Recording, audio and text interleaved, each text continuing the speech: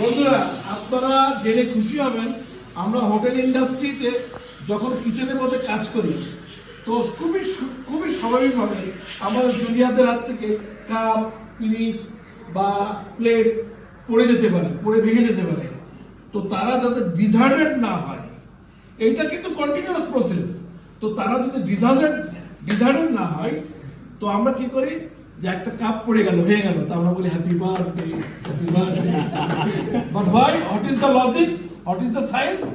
আমার ওই জুনিয়র ছেলে, সে তো আসছে, তাই না, আমাদের ইন্ডাস্ট্রিতে, আমার ইন্ডাস্ট্রিতে সে টিকে থাক এবং তাকে অ্যাপ্রিসিয়েট করা, যেন এই কাপ বা পিরিচ ভাঙাতে যেন তার মনটা না ভেঙে যায়।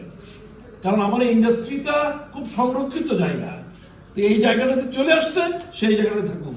আর আমরা সর্বোপরি ইন্ডাস্ট্রিতে যারা স্কিল কিচেনের ভিতরে, তারা তো আমরা আমাদের একটা পরিবার মনে করি, তাই না? ধন্যবাদ।